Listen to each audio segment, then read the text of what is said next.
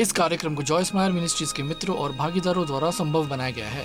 परमेश्वर आपके लिए क्या कुछ नहीं करना चाहते हैं और वो चाहते हैं कि आपको बहुतायत से मिले। एक बार पूछ कर देखिए। और मैं आपको पहले ही बताना चाहती हूँ कि आप इसके लायक नहीं हैं, लेकिन यही तो बात है, हम इसके लायक नहीं हैं, लेकिन हमें वो मिलता है जिसके यीशु हकदार हैं।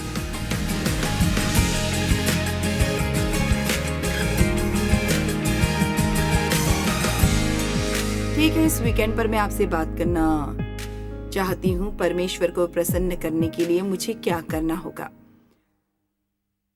मुझे आपके बारे में तो नहीं पता, लेकिन अब ये सवाल मेरे मन में नहीं उठता है क्योंकि परमेश्वर ने इसके बारे में मुझे बहुत कुछ सिखाया है। लेकिन मैंने अपने मसीहत के कई साल गुजारे हैं इस डर में कि मैं परमेश्वर को प्रसन्न नहीं कर रही हूँ, और मुझे पता नहीं था कि वो कौन सी चीज थी जिससे मैं घबरा रही थी। ये बस एक तरह का डर था कि मैं उन्हें प्रसन्न नहीं कर पा रही हूँ। अब हो सकता है इसका लेना देना मेरी परवरिश से हो, क्योंकि मेरे पिता को खुश करना बहुत मुश्किल था और उन्हें गुस्सा दिलाना बहुत आसान था, और इसलिए मुझे हमेशा से ये डर था कि परमेश्वर मुझसे नाराज रहते हैं। और आज रात सबसे पहली बात जो मैं आपसे करना चाहती हूँ वो ये खुशखबरी है कि परमेश्वर आपसे नाराज नहीं है। देखा, लगता है आप ये खबर सुनकर बिल्कुल खुश नहीं हुए। मुझे लगता है कि हम में से बहुत से लोग हम समझ नहीं पाते कि परमेश्वर हमारे बारे में क्या सोचते हैं, और वो हमारे लिए माफी, दया और सच्चाई को, अच्छाई को लेकर कितने उदार हैं, और वो हमसे कितना प्यार करते हैं। और जैसा आप सोचते हैं परमेश्वर को प्रसन्न करना काफी आसान है, और इसलिए मैं वो साझा करने वाली हूँ जो बाइबल में लिखा है परमेश्वर को प्रसन्न करने के बारे में। परमेश्वर को प्रसन्न करने के लिए आपको क्या करना चाहिए? कभी आपके मन में ऐसा सवाल आया है? पता है, आप डरे हुए हैं, आधे मन से सोच रहे हैं कि आप परमेश्वर को प्रसन्न नहीं कर सकते हैं, और आप सोचते हैं जैसे कि मैंने जो किया वो काफ़ी है। पता है, ये क्या मैंने अच्छे से पढ़ाई की, क्या मैंने पर्याप्त प्रार्थना की? पता है, हम हमेशा सोचते हैं अगर हम पर्याप्त करेंगे तब परमेश्वर प्रसन्न होंगे, लेकिन हमारे मन की नहीं करने से फर्क नहीं पड़ता है। फर्क पड़ता है जो उनके लिए किया है, और वो हमसे क्या करवाना चाहते हैं कि हम उस पर यकीन करें, और उसने किया है, उन्हें हमसे प्यार करने की कोशिश ना करें। बाइबल में आप अगर अलग अलग तरह के रिपोर्ट्स पढ़ सकते हैं। बहुत रिपोर्ट्स कहते हैं कि इसमें 7,000 वादे हैं, कोई कहता है 5,000 हैं, लेकिन 7,000 मानना चाहती हूँ। और परमेश्वर चाहते हैं हम उस पर यकीन करना सीखें। क्या आप सोच सकते हैं कि आपकी जिंदगी किस तरह बदल जाएगी अगर आप उन 7,000 वादों पर यकीन करेंगे? और सच में नहीं, सच में मुझे सच में यकीन था जो बाइबल में आपके बारे में लिखा था। कुछ शास्त्र वचन जो जिंजर ने पढ़े थे और आपने अंगीकार किया था, बस वो वाली थी फिलिपियो 4:13, जो मौजे सामर्थ्य है उसमें सब कुछ कर सकता हूँ। भाई, इससे जिंदगी बदल जाएगी। हर दिन उठता है और जिंदगी का सामना करने के लिए नहीं घबराता, और इस बात पर विश्वास करना कि उस दिन जो कुछ होगा परमेश्वर आपको सामना करना सिखाएंगे।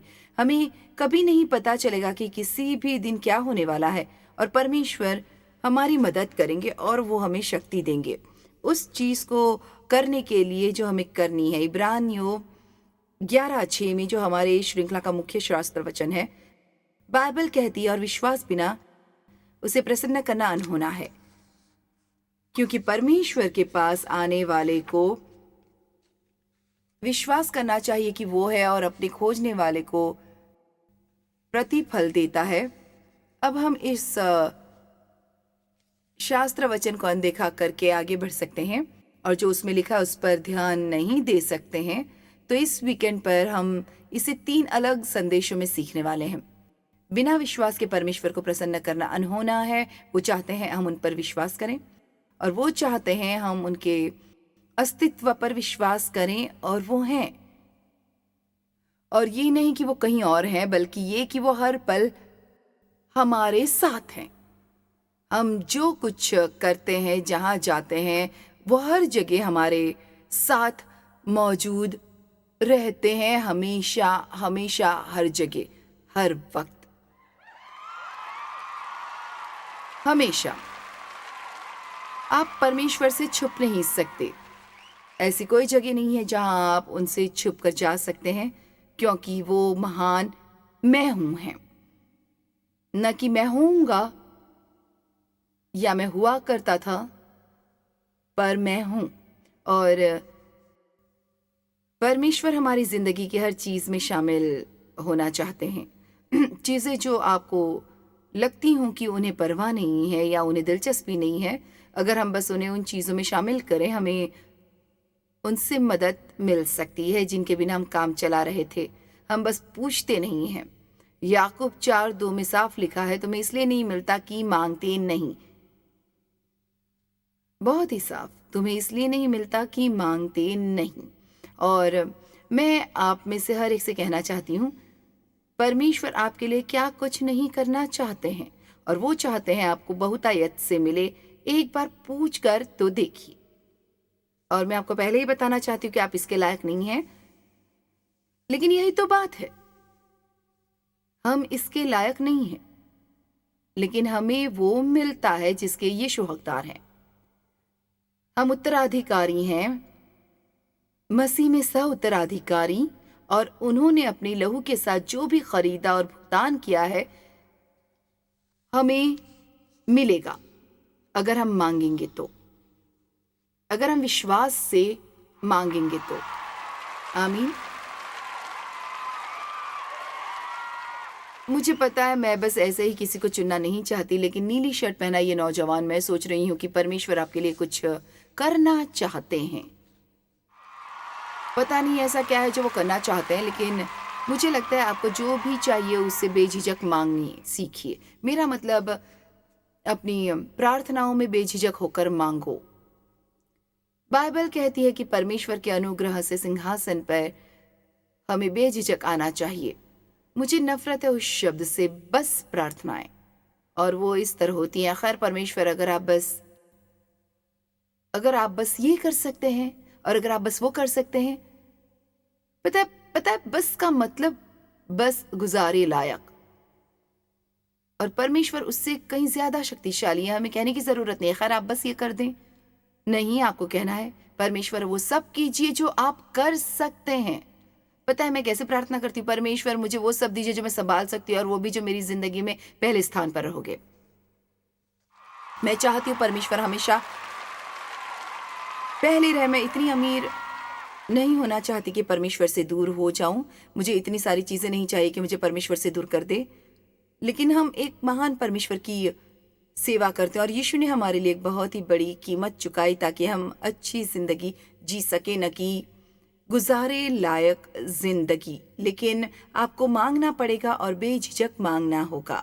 इब्रानियों 4:15 और 16 में लिखा है, क्योंकि हमारा ऐसा महायाजक नहीं जो हमारी निर्बलताओं में हमारे साथ दुखी न हो सके, वरन वो सभी बातों में हमारी नाई परखा तो गया तो भी निष्पाप निकला, इसलिए क्योंकि वो समझता है। आओ हम अनुग्रह के सिंहासन के निकट हियाव बांध कर चलें। आओ सिंहासन के निकट आओ। हालांकि वो आपकी निर्बलताओं को समझता है और आपकी, इसलिए आओ हम अनुग्रह के सिंहासन के निकट हियाव बांध कर चलें कि हम पर दया हो और वो अनुग्रह पाएं जो आवश्यकता के समय हमारी सहायता करे। प्रार्थना करने का अच्छा समय तब है जब आपने कुछ गलत किया हो।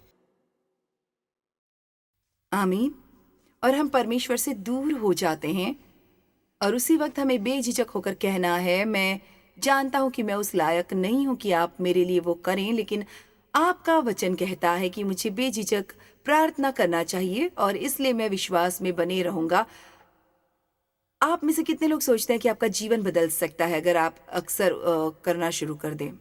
आमीन। मुझे लगता है शैतान काफी नाराज हो रहा है।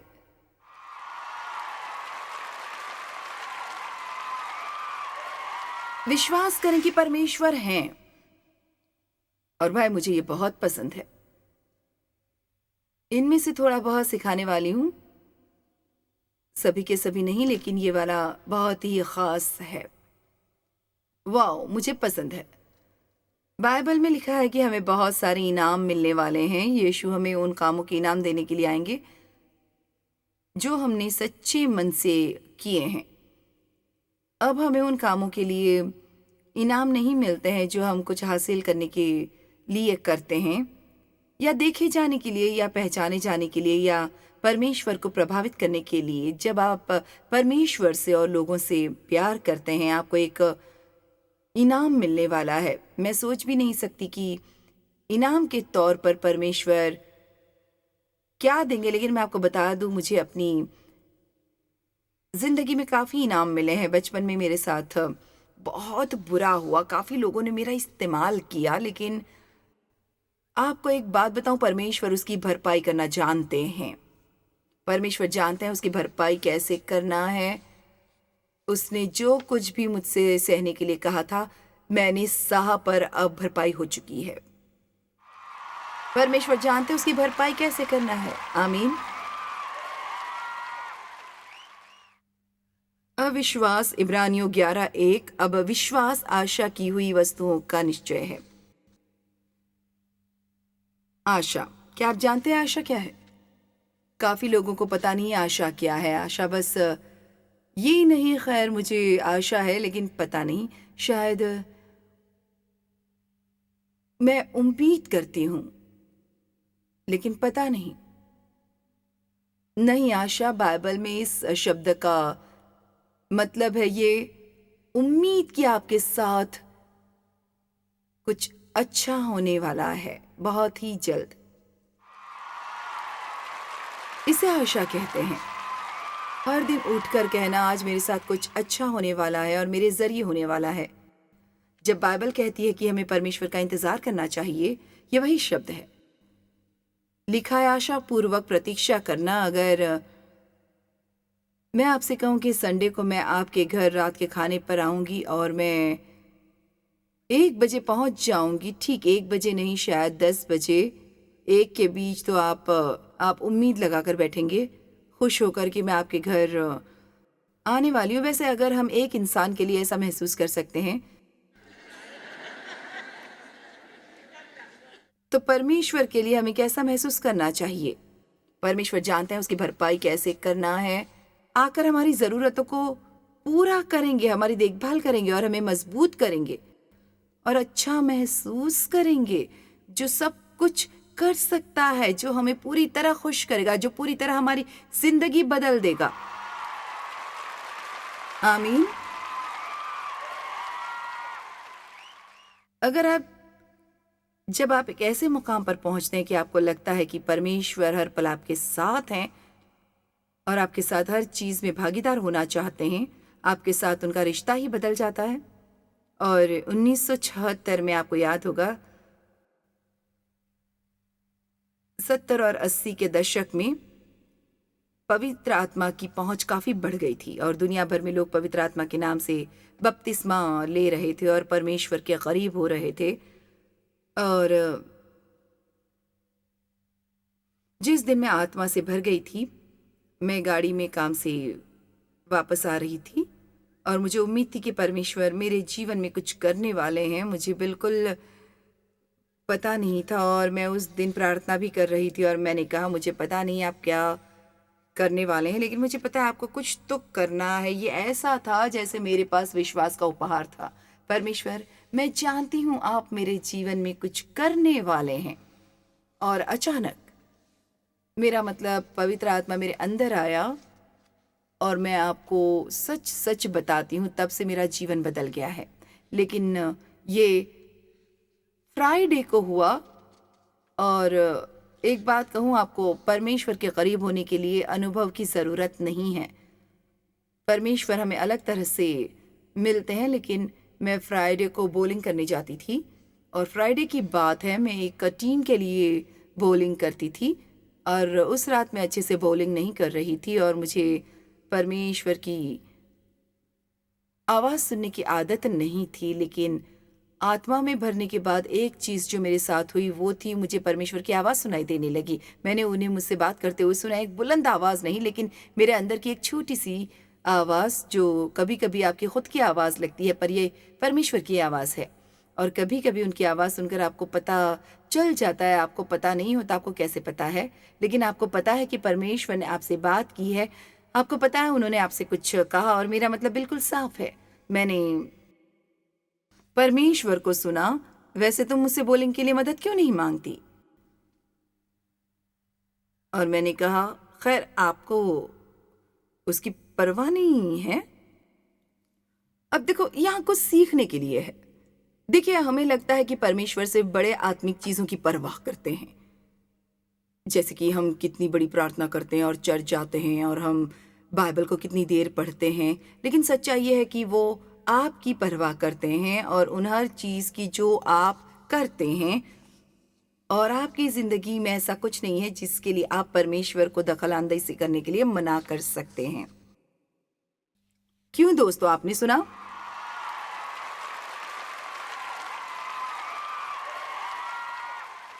मैं इसे कहती हूँ परमेश्वर के साथ जिंदगी जीना। आप जो भी करते हैं, आप उनके साथ गाड़ी चलाते हैं, उनके साथ ग्रोसरी स्टोर जाते हैं, उनके साथ घर साफ करते हैं, उनके साथ बात करते हैं, उनकी बातें सुनते हैं, वो आपको बताते हैं आपको क्या तकलीफ है, किस बात की चिंता है, जब आपको दिलासे की जरूरत होती है। बस पूरे दिन उनसे बात कीजिए, उनके साथ जितना करीब हो सके जाइए। चलिए शास्त्र वचन पढ़ते, इब्रानियों 11:6 एक बार फिर मुझे पसंद है और विश्वास बिना उसे प्रसन्न करना अनहोना है, क्योंकि परमेश्वर के पास आने वालों को विश्वास करना चाहिए कि वो है, और ये शब्द बहुत जरूरी है, और अपने खोजने वालों को प्रतिफल देता है। ये नहीं है कि हर रविवार की सुबह को आप चर्च जाते हैं और 45 मिनट तक सोते रहते हैं। इसे पूरे दिल से नहीं करते हैं। इसका मतलब है कि शुक्रवार को पूरे दिन काम करना और फिर अगले दिन वचन को और गहरी तरह से समझने के लिए आना, और शायद दूसरे दिन फिर आना, और फिर दूसरे दिन फिर से उठना और रविवार की चर्च में भी जाना, और सिर्फ इसलिए क्योंकि आपको वचन जानने हैं, आपको वचन प्यारे हैं, आपको वचन बहुत पसंद है। आपको पता है बस ऐसे माहौल में बैठने से ही आपकी जिंदगी बदल सकती है। अगर मेरे कहे शब्द का कोई मतलब नहीं बनता तो आप एक ऐसे कमरे में जहां हर तरफ परमेश्वर का अभिषेक है इस वक्त बैठे हुए हैं, जहां परमेश्वर का अभिषेक आपको प्राप्त है। जरा सोचिए इस बारे में। हर विश्वासी के पास अभिषेक है, और परमेश्वर के अभिषेक के बारे में हम ज्यादा नहीं बोलते हैं। 70 और 80 के दशक में मैंने परमेश्वर के अभिषेक के बारे में काफी सुना था, और पता है ज्यादातर लोगों को पता ही नहीं कि वो क्या है। परमेश्वर का अभिषेक इतना कीमती है, यह हमारी जिंदगी में उनकी शक्ति और मौजूदगी है। और हर वो इंसान जो एक विश्वासी है उसमें अभिषेक है। तो आप हजारों अभिषिक्त लोगों के साथ बैठे हैं। अरे दोस्तों, ये आपको ऑफिस के दोस्तों की तरह बिल्कुल नहीं लगेगा। चलिए भी, या सड़कों पर जहां गाड़ी कम और गालियां ज्यादा बोली जाती हैं, आप लोगों से भरे एक ऐसे कमरे में हैं जिनके अंदर परमेश्वर का प्यार भरा है, उनकी सामर्थ, उनका अभिषेक। और एक बात कहूं आपको, यहाँ आशीष भी मिल सकती है, और अभिषेक के कारण वो जुआ तोड़ डाला जाएगा। अभिषेक के कारण वो जुआ तोड़ डाला जाएगा। आमीन। और आज की कॉन्फ्रेंस के लिए मैंने यही प्रार्थना की है कि अभिषेक इतना मजबूत हो, लोगों से जुआ हट जाए, हर तरह का जुआ, हर व्यसन टूट जाए, हर तरह के बंधन टूटे। हम कैदी नहीं हैं। यीशु हवालात के दरवाजे तोड़ने और कैदियों को आज़ाद करने आए हैं, लेकिन हम में से कुछ हवालात में इतनी देर से हैं कि हमें पता नहीं बाहर कैसे निकलना है और किस तरह से जाना है। आमीन। अब विश्वास आशा की हुई वस्तुओं का निश्चय है और अनदेखी वस्तुओं का प्रमाण है। तो विश्वास उन चीजों के लिए है जो आप देख नहीं सकते, लेकिन आपका विश्वास है कि आत्मिक प्रभुता में इसका अस्तित्व है। और जब तक आप परमेश्वर में विश्वास करते हैं, ये सही समय पर आपकी जिंदगी में जाहिर और कारगर जरूर होगा जब आपको जरूरत होगी। आमीन। मैंने ये सीखा है और मेरे ख्याल से ये अच्छी चीज है। हमें परमेश्वर का वचन विश्वास और धैर्य से मिलते हैं। सिर्फ विश्वास से नहीं, बल्कि विश्वास और धैर्य से। और एक बात कहूं, जब आप परमेश्वर से अपने लिए कुछ करने को कहते हैं और विश्वास में आप इंतजार करते हैं, आप मान कर चलते हैं, आपको वो मिल गई है। मरकुस 11 कहता है तुम्हें मिल जाएगा, लेकिन कब मिलेगा ये नहीं लिखा है। और ये सबसे मुश्किल चीज है। एक शुरुआत है और एक अंत, लेकिन एक बीच का मामला है। और मुझे लगता है कि हम बीच में ज्यादा फंसे रहते हैं। लेकिन बीच में रहना इतना मुश्किल नहीं है अगर आप हर समय विश्वास में बने रहते हैं। और एक चीज जो मैं कहती हूँ, जब मैं परमेश्वर के कुछ करने का इंतजार करती हूँ और मैं थोड़ा निराश होने लगती हूँ, परमेश्वर का काम, और वो परमेश्वर कर रहे हैं। और बाइबल कहती है जब तक हम विश्वास करते हैं कि परमेश्वर काम कर रहे हैं, तो आप अपने बच्चे के लिए प्रार्थना कर सकते हैं जो शरारती है, परमेश्वर काम कर रहे हैं। आपके पति या पत्नी जो एक अविश्वासी है और आप प्रार्थना कर रहे हैं, परमेश्वर काम कर रहे हैं। सुनो दोस्तों, आप एक बड़ी मुसीबत में फंस गए हैं और आपको मदद की जरूरत है और आप परमेश्वर से मदद मांग रहे हैं कि वो आपकी सही तरह से मदद करे। परमेश्वर काम कर रहे हैं। अरे दोस्तों, हमें खुश होना चाहिए कि परमेश्वर हमारी ओर से काम कर रहे हैं। आमीन। मेरा मतलब सिर्फ इसलिए क्योंकि आप देख नहीं सकते, यह गलत है। इसी को विश्वास कहते हैं। विश्वास उन चीजों के लिए है जो आप देख नहीं सकते। ये वो चीजें हैं जिसकी हम उम्मीद करते हैं, प्रतीक्षा करते हैं, विश्वास करते हैं। हमें अभी तक मिली नहीं, वो हमारी जिंदगी भर में कारगर नहीं हुई, लेकिन ये होने वाला है क्योंकि हमने मांगा है और ये परमेश्वर का वचन है। कोलोसियो 1:4 एम्प्लीफाइड बाइबल में आस्था की थोड़ी अलग परिभाषा देता है, लेकिन मुझे पसंद है। इसमें लिखा है, क्योंकि हमने सुना है कि मसीह यीशु पर तुम्हारा विश्वास है, पूरी तरह से उन पर यकीन करना, विश्वास करना, उनकी सामर्थ पर भरोसा करना, उनके ज्ञान पर और उनकी अच्छाई पर, तो उन पर हमारे संपूर्ण व्यक्तित्व का झुकाव है। और आपका पता नहीं, लेकिन मेरे व्यक्तित्व में थोड़ी गड़बड़ी जरूर है, बहुत पहले से, सीरियसली।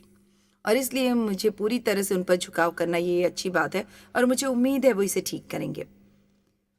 आज मैंने कहा जब यीशु मुझे लेने आएंगे तो उम्मीद है तब तक मैं धैर्य रखना सीख जाऊंगी।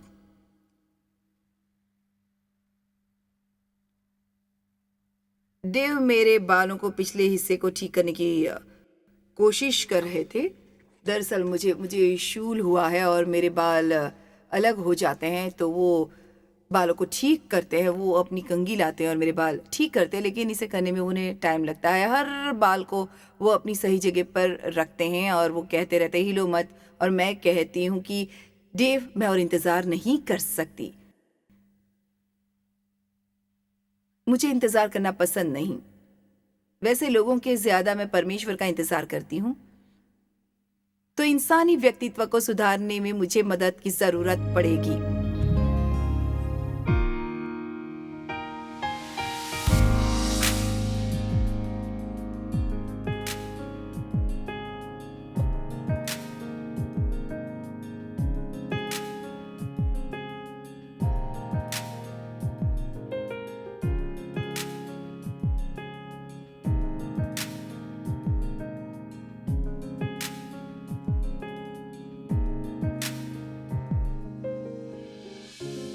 इस कार्यक्रम को जॉयस मायर मिनिस्ट्रीज के मित्रों और भागीदारों द्वारा संभव बनाया गया है।